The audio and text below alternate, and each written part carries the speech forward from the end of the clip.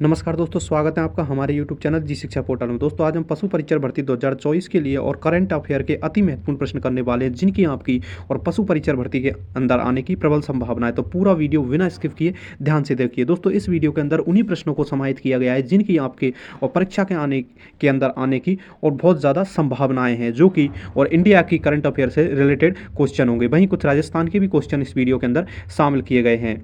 तो चलिए video start करते हैं। दोस्तों वीडियो में आगे बढ़ने से पहले आप सभी से रिक्वेस्ट है कि आप पशु परीक्षण भर्ती 2024 की और संपूर्ण तैयारी करना चाहते हैं तो आज ही हमारे यूट्यूब चैनल जी शिक्षा पोर्टल के साथ जुड़े, क्योंकि इस चैनल पर आपको और पशु परीक्षण 2024 की संपूर्ण तैयारी करवाई जा रही है। जिससे पहले मैंने इसमें 20 से अधिक और मॉडल टेस्ट पेपर करवाए हैं, जो कि लेटेस्ट पैटर्न पर आधारित है। वहीं मैंने पशुपालन संबंधित प्रश्न, राजस्थान जीके के प्रश्न और सामान्य विज्ञान के प्रश्न भी इस चैनल पर करवाए हैं। तो आप इस वीडियो के बाद में उन्हें भी वॉच आउट कर सकते हैं।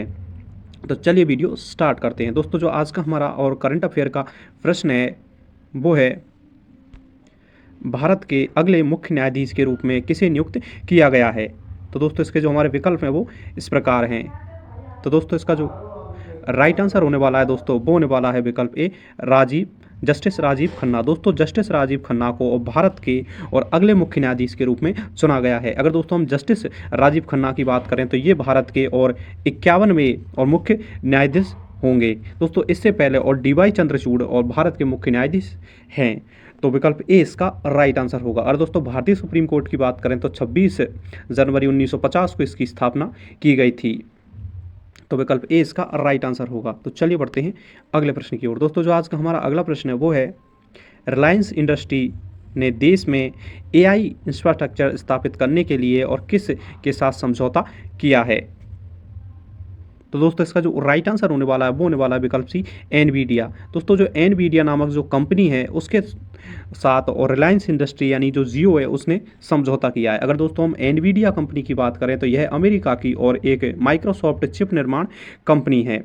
तो इसके साथ और मुंबई के अंदर और रिलायंस जियो ने समझौता किया है।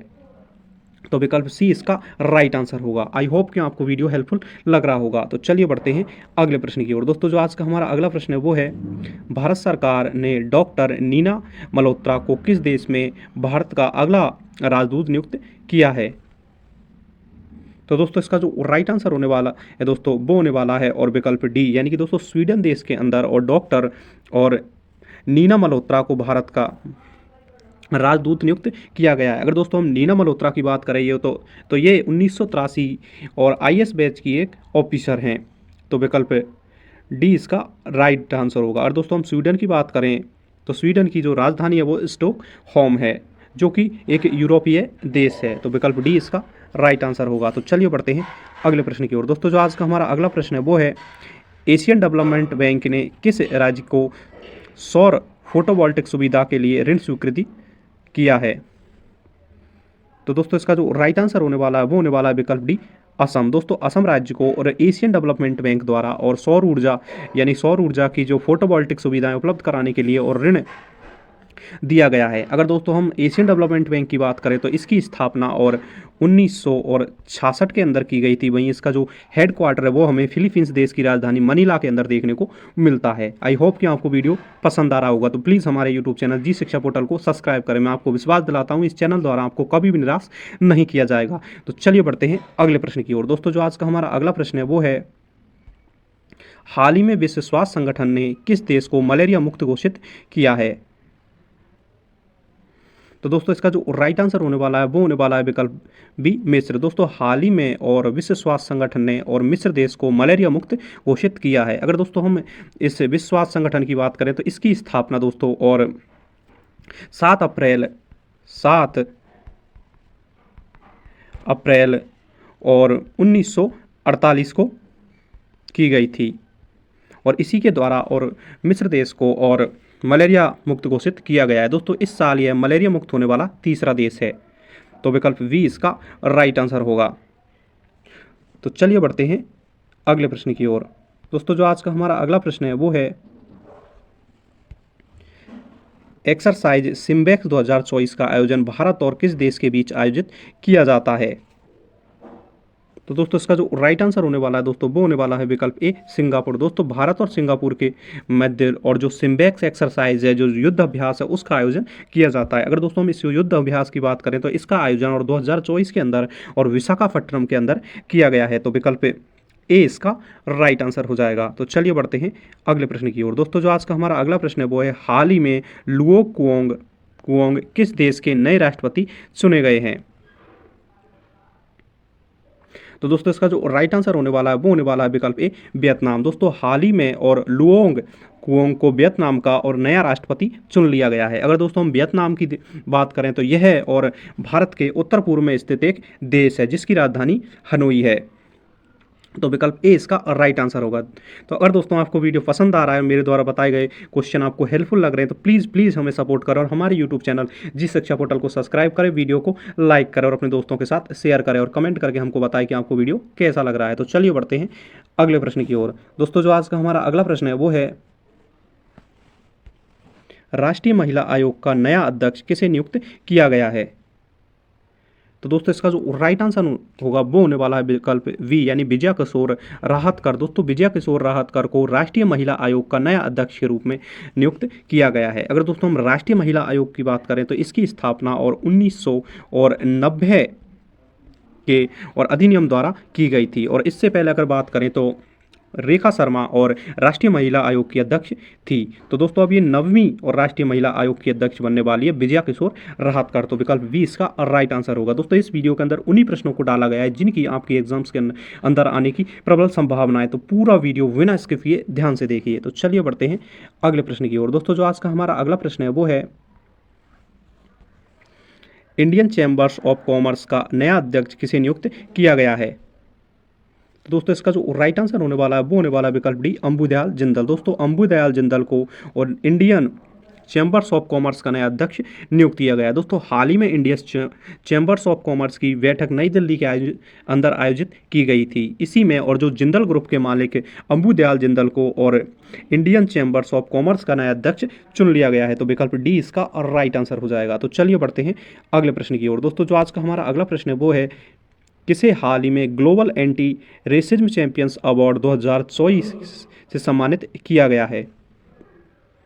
तो दोस्तों इसका जो राइट आंसर होने वाला है वो होने वाला है विकल्प सी उर्मिला चौधरी। दोस्तों उर्मिला चौधरी को और हाल ही में और global anti racism champions award 2024 से सम्मानित किया गया है। अगर दोस्तों हम उर्मिला चौधरी की बात करें तो ये नेपाल की रहने वाली है। इनको ये अवार्ड दोस्तों और किसी लिंग के आधार पर और जाति के आधार पर जो भेदभाव किया जाता है उसके रोकथाम के लिए और इनको यह अवार्ड दिया गया है। तो विकल्प सी इसका राइट आंसर हो जाएगा।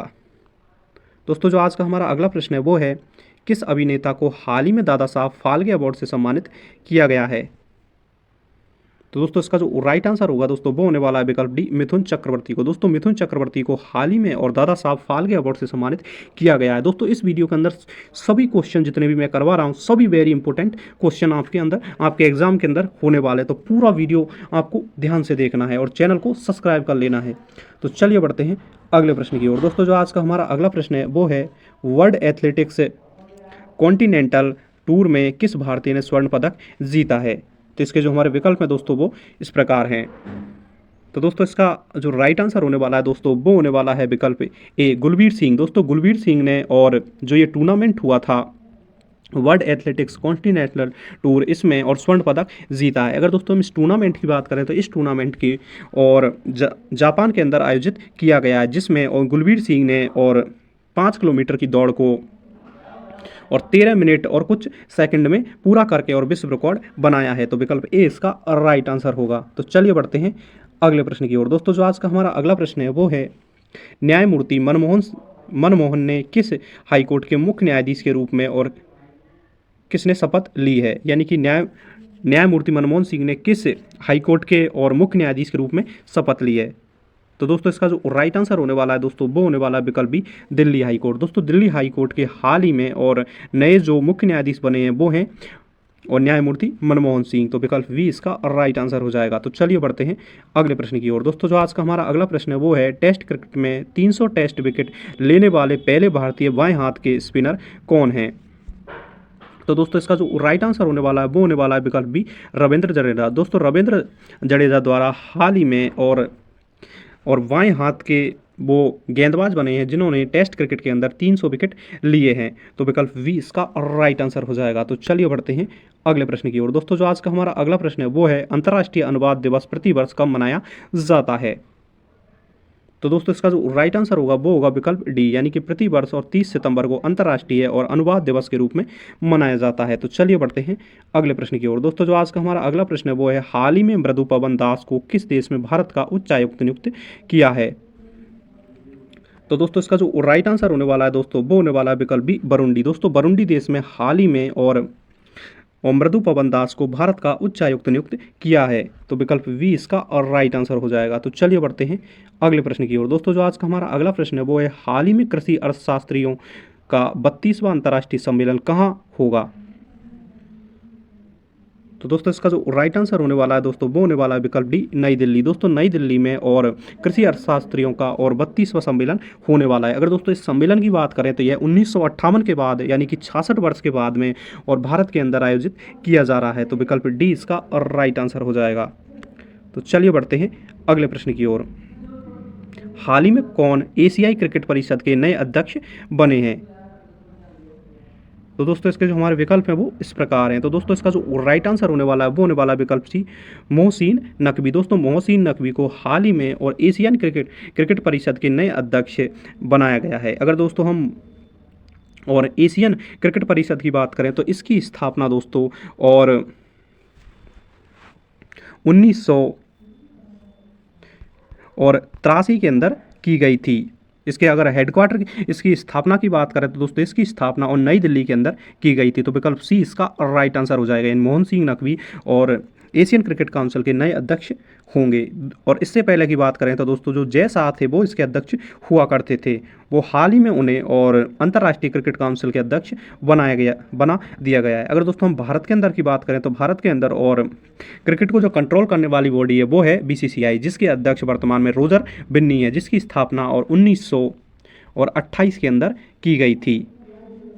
तो आई होप कि आपको मेरे द्वारा दी गई एक्स्ट्रा इन्फॉर्मेशन और हेल्पफुल लग रही होगी। तो प्लीज़ हमें सपोर्ट करें, हमारे यूट्यूब चैनल जी शिक्षा पोर्टल को सब्सक्राइब करें। तो चलिए बढ़ते हैं अगले प्रश्न की ओर। दोस्तों जो आज का हमारा अगला प्रश्न है वो है हाल ही में विश्व रेंजर दिवस कब मनाया गया है। तो इसके जो हमारे विकल्प हैं दोस्तों वो इस प्रकार हैं। तो दोस्तों इसका जो राइट आंसर होने वाला है दोस्तों वो होने वाला है विकल्प बी, यानी कि 31 जुलाई को और विश्व रेंजर दिवस मनाया जाता है। तो चलिए बढ़ते हैं अगले प्रश्न की ओर। दोस्तों जो आज का हमारा अगला प्रश्न है वो है हाल ही में किसने सुविधा सॉफ्टवेयर संस्करण 1.0 लॉन्च किया है। तो दोस्तों इसका जो राइट आंसर होने वाला है वो होने वाला है विकल्प ए, भारतीय तटरक्षक बल। दोस्तों इंडियन कोस्ट गार्ड द्वारा हाल ही में ये सॉफ्टवेयर संस्करण 1.0 लॉन्च किया गया है। दोस्तों अगर इस संस्करण की बात करें तो इस संस्करण को और विशाखापट्टनम में इनकी जो वार्षिक बैठक हुई थी उसके अंदर और लॉन्च किया गया था। तो एक ए इसका राइट आंसर होगा। अगर दोस्तों इंडियन कोस्ट गार्ड की बात करें तो इसका जो ध्येय वाक्य है वो है वयम रक्षाम। दोस्तों यानी कि हम रक्षा करेंगे। तो विकल्प ए इसका राइट आंसर हो जाएगा। तो चलिए बढ़ते हैं अगले प्रश्न की ओर। दोस्तों जो आज का हमारा अगला प्रश्न है वो है हाल ही में किस टाइगर रिजर्व में बिजली उत्पादन के लिए पवन टरबाइन स्थापित की गई है। तो दोस्तों इसका जो राइट आंसर होने वाला है वो होने वाला है विकल्प डी, पेरियार टाइगर रिजर्व। दोस्तों पेरियार टाइगर रिजर्व जो कि हमें केरल राज्य के अंदर देखने को मिलता है, इसमें और वाईफाई और बिजली की आपूर्ति के लिए और एक पवन टरबाइनों की स्थापना की गई है। तो विकल्प डी इसका राइट आंसर होगा। तो दोस्तों अगर अदर ऑप्शंस की बात करें तो जिम कॉर्बेट टाइगर रिजर्व, जिसे हम राजाजी टाइगर रिजर्व के नाम से जानते हैं, वो हमें उत्तराखंड राज्य के अंदर देखने को मिलता है। वहीं कान्हा टाइगर रिजर्व हमें मध्य प्रदेश के अंदर देखने को मिलता है और मानेस टाइगर रिजर्व हमें और असम राज्य के अंदर देखने को मिलता है। आई होप कि आपको इन्फॉर्मेशन हेल्पफुल लग रही होगी। तो चलिए बढ़ते हैं अगले प्रश्न की ओर। दोस्तों जो आज का हमारा अगला प्रश्न है वो है हाल ही में पूर्व सैनिकों के लिए ई सेहत टेली कंसल्टेंसी सुविधा किसने शुरू की है। तो दोस्तों इसका जो राइट आंसर होने वाला है दोस्तों वो होने वाला है विकल्प सी, भारतीय थल सेना। दोस्तों भारतीय थल सेना द्वारा और ई सेहत टेली कंसल्टेंसी सुविधा शुरू की गई है। अगर दोस्तों हम सुविधा की बात करें तो इस सुविधा से और जो सैनिक परिवार हैं उनकी जो दूर बैठकर डॉक्टर और उनकी सुविधा के बारे में, उनके स्वास्थ्य के बारे में जानकारी ले सकता है और उपचार भी कर सकता है। तो विकल्प सी इसका राइट आंसर हो जाएगा। तो चलिए बढ़ते हैं अगले प्रश्न की ओर। दोस्तों जो आज का हमारा अगला प्रश्न है वो है, हाल ही में किस केंद्रीय मंत्री ने राष्ट्रीय शिक्षुता और प्रशिक्षण योजना 2.0 पोर्टल लॉन्च किया? तो दोस्तों इसका जो राइट आंसर होने वाला है दोस्तों वो होने वाला है और विकल्प सी धर्मेंद्र प्रधान। दोस्तों धर्मेंद्र प्रधान द्वारा और हाल ही में और के राष्ट्रीय शिक्षुता एवं प्रशिक्षण योजना 2.0 लॉन्च की गई है। अगर दोस्तों हम धर्मेंद्र प्रधान की बात करें तो ये वर्तमान के हमारे और शिक्षा मंत्री हैं। तो चलिए बढ़ते हैं अगले प्रश्न की ओर। दोस्तों जो आज का हमारा अगला प्रश्न है वो है, IPEF के तहत आपूर्ति श्रृंखला में परिषद का उपाध्यक्ष किसे नियुक्त किया गया है? तो दोस्तों इसके जो हमारे विकल्प इस प्रकार हैं। तो दोस्तों इसका जो राइट आंसर होने वाला है दोस्तों वो होने वाला विकल्प भी भारत। दोस्तों भारत को और आपूर्ति श्रृंखला परिषद का उपाध्यक्ष नियुक्त किया गया है। तो चलिए बढ़ते हैं अगले प्रश्न की ओर। अगर दोस्तों आपको वीडियो पसंद आ रहा है तो प्लीज़ हमारे यूट्यूब चैनल जी शिक्षा पोर्टल को ज़रूर सब्सक्राइब करें। दोस्तों जो आज का हमारा अगला प्रश्न है वो है, हाल ही में UPSC के चेयरपर्सन के रूप में किसे नियुक्त किया गया है? तो दोस्तों इस प्रश्न के अंदर पूछा गया है कि यानी कि जो UPSC यानी यूनियन पब्लिक सर्विस कमीशन है उसके जो नए अध्यक्ष हैं वो कौन बने हैं? तो दोस्तों इसका जो राइट आंसर होने वाला है वो होने वाला है विकल्प ए प्रीति सूदन। दोस्तों प्रीति सूदन को और हाल ही में और UPSC का नया अध्यक्ष बनाया गया है। दोस्तों अगर इससे पहले की बात करें तो जो मनोज सोनी थे वो UPSC के अध्यक्ष हुआ करते थे। अगर दोस्तों हम UPSC की बात करें तो इसकी स्थापना और 1 अक्टूबर 1926 को अंदर और ली कमीशन की सिफारिश पर की गई थी। तो चलिए बढ़ते हैं अगले प्रश्न की ओर। दोस्तों जो आज का हमारा अगला प्रश्न है वो है, रैपिडो इस साल यूनिकॉर्न बनने वाला कौन सा भारतीय स्टार्टअप है? तो दोस्तों इसका जो राइट आंसर होने वाला है दोस्तों वो होने वाला है विकल्प सी, यानी दोस्तों रैपिडो और इस साल का तीसरा स्टार्टअप है जो कि यूनिकॉर्न बना है। तो विकल्प सी इसका राइट आंसर होगा। दोस्तों इससे पहले फिनटेक भी और यूनिकॉर्न बन चुका है। तो चलिए बढ़ते हैं अगले प्रश्न की ओर। दोस्तों जो आज का हमारा अगला प्रश्न है ना, हाल ही में किसने असम राइफल्स के नए महानिदेशक के रूप में और पदभार ग्रहण किया है? तो इसके जो हमारे विकल्प हैं दोस्तों वो इस प्रकार हैं। तो दोस्तों इसका जो राइट आंसर होने वाला है वो होने वाला है विकल्प ए, यानी विकास लखेरा को हाल ही में जो असम राइफल्स का और महानिदेशक बनाया गया है। अगर दोस्तों हम असम राइफल की बात करें तो ये भारत का सबसे प्राचीन और रक्षा बल है जिसकी स्थापना और 1835 के अंदर की गई थी। यह प्रमुख रूप से और उत्तर पूर्वी जो भारत है उसके अंदर और भारतीय सीमाओं की रक्षा करता है। तो विकल्प ए इसका राइट आंसर हो जाएगा। तो चलिए बढ़ते हैं अगले प्रश्न की ओर। दोस्तों जो आज का हमारा अगला प्रश्न है वो है, हाल ही में बहुराष्ट्रीय हवाई अभ्यास तरंग शक्ति 2024 की मेजबानी कौन सा देश कर रहा है?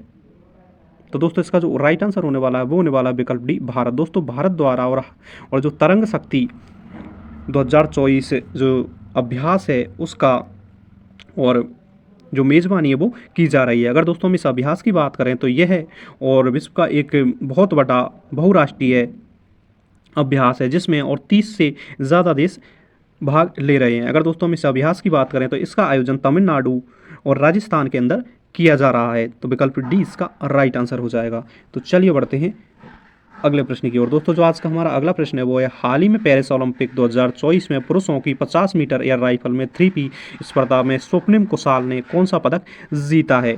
तो दोस्तों इसका जो राइट आंसर हो जाएगा दोस्तों वो हो जाएगा विकल्प सी कांस्य। दोस्तों स्वप्निम कुशाल द्वारा और निशानेबाजी में और कांस्य पदक जीता गया है। तो चलिए बढ़ते हैं अगले प्रश्न की ओर। दोस्तों जो आज का हमारा अगला प्रश्न है वो है, हाल ही में राष्ट्रीय पर्वतारोहण दिवस 2024 कब मनाया गया है? तो दोस्तों इसका जो राइट आंसर होगा दोस्तों वो होने वाला है विकल्प ए 1 अगस्त। दोस्तों 1 अगस्त को और राष्ट्रीय पर्वतारोहण दिवस मनाया गया है जिसका प्रमुख उद्देश्य और पर्वतारोहियों के अंदर जो सुविधाएं उनको दी जाती है और किस तरह उनकी हेल्प की जा सके उसके बारे में और अवेयरनेस फैलाना है। तो चलिए बढ़ते हैं आज के इस वीडियो के अंतिम प्रश्न की ओर। दोस्तों जो आज का हमारा अंतिम प्रश्न है वो है, हाल ही में वर्ल्ड वाइड वेब दिवस 2024 कब मनाया गया है? तो दोस्तों इसका जो राइट आंसर होने वाला है वो होने वाला है विकल्प बी, यानी कि 1 अगस्त को और वर्ल्ड वाइड वेब दिवस 2024 मनाया गया है। अगर दोस्तों हम वर्ल्ड वाइड वेब की बात करें तो इसकी स्थापना और 1989 के अंदर टिम बर्नर्स-ली द्वारा की गई थी।